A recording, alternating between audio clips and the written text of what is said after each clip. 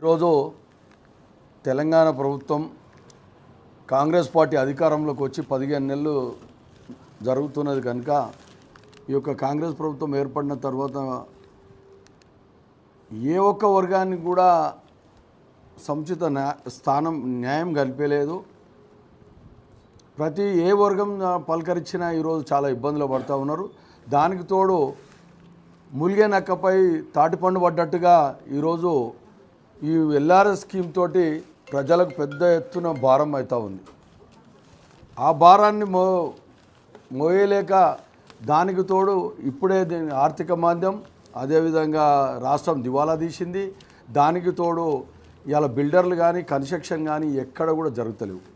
దాని మీద ఇప్పుడే మూలిగా నక్కపై తాటిపండు పడ్డట్టు ఇప్పుడే ఎల్ఆర్ఎస్ 25% డిస్కౌంట్ ఇస్తాం, కట్టుకోండి అని ప్రెషర్ ఇస్తూ ఉన్నారు జనాలను అందరినీ కూడా, బిల్డర్లను కూడా, అందరినీ కూడా. ఇట్లా చెప్తే ఎందుకంటే బిల్డర్లు చాలామంది కూడా అక్కడక్కడ నేను చూశాను, పేపర్లలో చూసాం, వాట్సాప్లలో చూస్తున్నాం, టీవీలలో వస్తూ ఉంది. ఈరోజు హ్యాంగింగ్ చేసుకునే పరిస్థితి.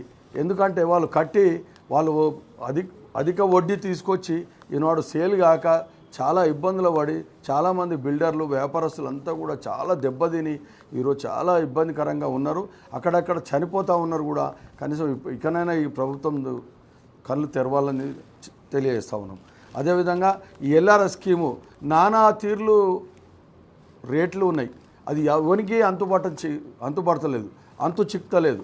ఇంకొకటి ఆ మున్సిపాల్కి పోతే సర్వర్ డౌన్ అంటారు, మున్సిపల్ అధికారులు ఉంటే కమిషనర్ ఉండరు. ఇట్లా చెప్పుకుంటూ పోతే ఎక్కడ పోయినా కానీ ఎక్కడ వేసిన గొంగడ అట్లనే విధంగా జనాలను ఇబ్బంది పెడుతున్నారు తప్ప ఈ యొక్క ఎల్ఆర్ఎస్ స్కీమ్ తోటి ఒరిగింది ఏం లేదు. ఈ ఎల్ఆర్ఎస్ స్కీము గతంలో ఇదే మన ముఖ్యమంత్రి గారు ప్రతిపక్షంలో ఉన్ననాడు ఎల్ఆర్ఎస్ స్కీమ్ టీఆర్ఎస్ ఆనాడు పెడితే లేదు టీఆర్ఎస్ పెడుతున్నది కనుక మేము వద్దు, డిమాండ్ చేస్తున్నాం, మీరు ఎవరికి ఎల్ఆర్ఎస్ కట్టకండి, మేము ఆ ప్రభుత్వం ఏర్పడిన తర్వాత 1-2 ఇయర్స్లో మా ప్రభుత్వం వస్తుంది, మేము ఖచ్చితంగా అందరికి కూడా ఫ్రీ ఎల్ఆర్ఎస్ ఇస్తామని కూడా చెప్పడం జరిగింది.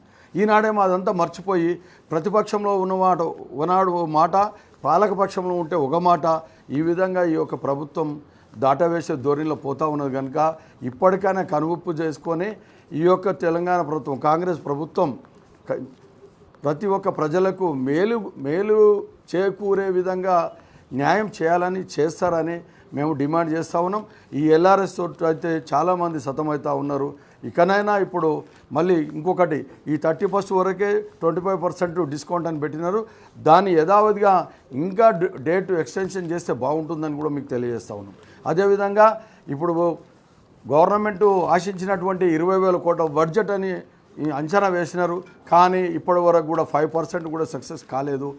ఇకనన్నా కనీసం అధికారులను స్టాఫ్ను పెంచి నిత్యం ఆఫీసులలో ఉండి ప్రజలకు చేరవేసి ప్రజలను మక్కువ చేసి ప్రజలకు లబ్ధి చేకూర్చే విధంగా ఈ ఎల్ఆర్ఎస్ స్కీమ్ను కంప్లీట్ చేస్తే బాగుంటుందని మేము డిమాండ్ చేస్తాం.